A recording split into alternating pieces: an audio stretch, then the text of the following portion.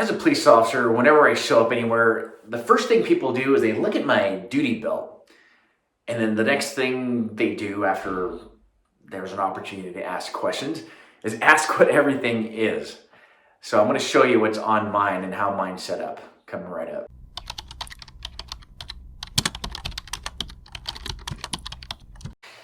Hey guys, so for whatever reason, I get messages every now and then on requests asking me to do certain videos, and I do a lot of them, but I've been always hesitant to do the one about my duty belt because I think it's boring. I think of all the equipment and gear and toys we get to do, the duty belt is probably the least sexy.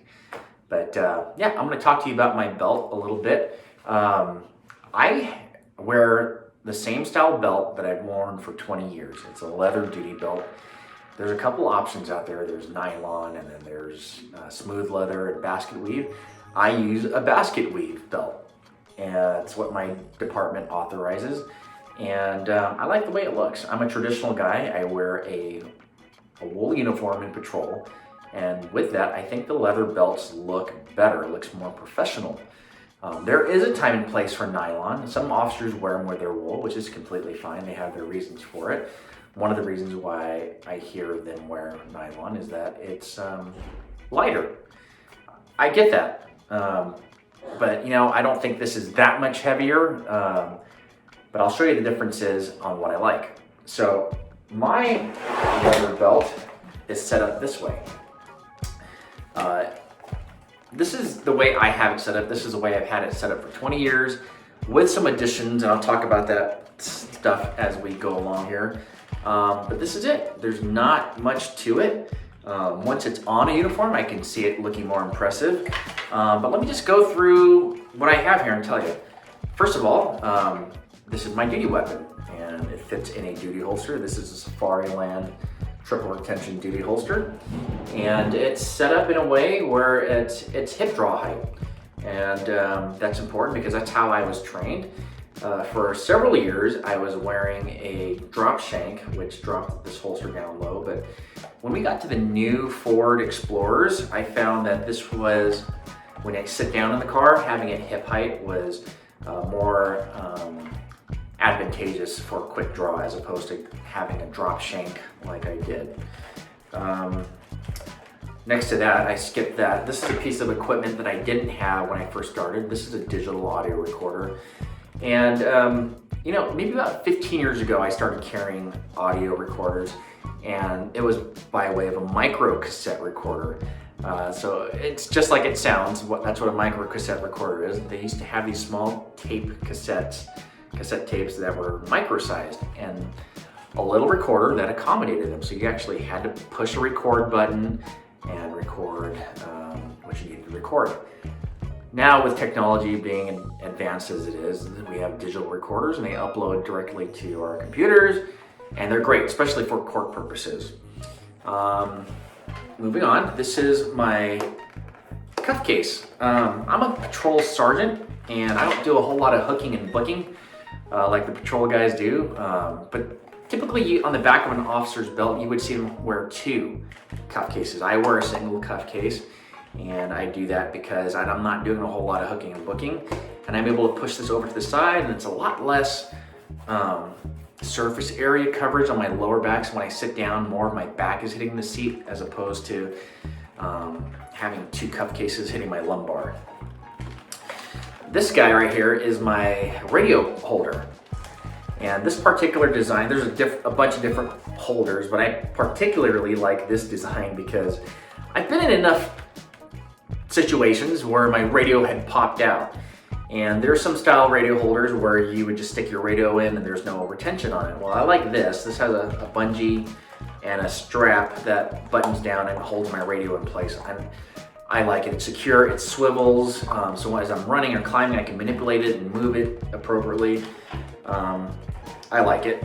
This little guy right here is a baton ring. It holds our straight stick batons. My agency uses straight stick batons. And this is something that I've only had for about, 10 to 12 years. Prior to this being here, I had a OC pepper spray. But this is a taser, and this is the holster for the taser. And prior to this, I had that OC spray and I hated it. OC spray was effective, but it was also effective at contaminating yourself and your partners. And it was a messy thing. So as soon as I was able to carry a taser, I carried a taser. Next to that is my closed top magazine pouch. I'll tell you why I went with a closed top. For many years, I used to carry an open top magazine case because they're quick draw and you know, they had a retention. You can ratchet down the friction to hold down your magazines, and they were just meant for quick draw. I went back to these because the type of magazines I have a very pronounced lip, as you can see right here. So I found that with an open top, which would ride like this on my belt, I would catch a lot of things, like if I was leaning against a fence, climbing over it, or a wall, or if I hit a desk the wrong way, my magazine would pop out. So personal preference. Some agencies have a policy where you can't have an open top. You have to wear a closed top. But I went with this. So as you can see, this buckle here is already attached to the belt, right? This is how your belts latch on. There's a hook on one end, you can see, and on the back of the buckle there's a bar, and they simply hang on, and that's how you wear your belt. So what stops your belt from twisting around on you or falling off? Well, it's a couple things. It's wearing an inner belt. I wear a leather inner belt, and it's these guys. These are called belt keepers. They're strips of leather that have snaps on them, and you wear them in a way that they wrap around your inner belt, which is secured to your pants and your waist, and they fold over and snap over your duty belt, so it holds it into place. And that's been a system that's been in place since the beginning of Sam Browne's. By the way, these are called Sam Browne's. Don't know why. I'll have to look that one up and get back to you later. The alternative is this guy right here. This is a Nylon Rig. There's many different styles, but you can see mine is completely stripped down, right? On this one, I only have a holster, and it's got a drop rig that wraps around my leg, and I'll tell you why I have that. It's because when I wear this rig, I wear soft uniforms, which is sometimes jeans or BDUs, and with that, my armor goes on the outside. I wear a plate carrier or an exterior armor vest, and the way it sits makes the vest, on the bottom of the vest where it sits just above your hip, makes it hard for hip draw. So that's why you see a lot of officers go down to a drop leg rig. It makes it drawing your weapon a lot easier. Other thing I have on here is a radio holder. It's very similar to the radio holder I have on my leather belt. It's got the top, this is just the nylon version of the leather belt. It's got the top bungee strap and button and the same swivel. And this one has a Cobra style buckle instead of that metal buckle system. And this one doesn't have belt keepers. Some nylon belts do, some don't. But this also has an inner belt, so what holds it up in place instead of belt keepers is a hook and loop. So you wear the inner belt through your pants, and the hook and loop system holds it in place really good.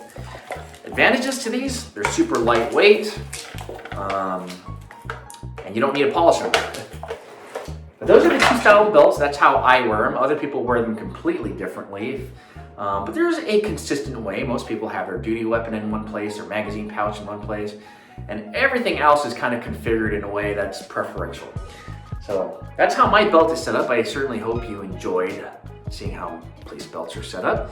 If you have any questions that you'd like me to answer here, just leave them in the comments. Follow me on Instagram and Facebook, and you can leave them in my direct messages. If you like this video, subscribe, share with your friends, and I look forward to seeing you on the next video.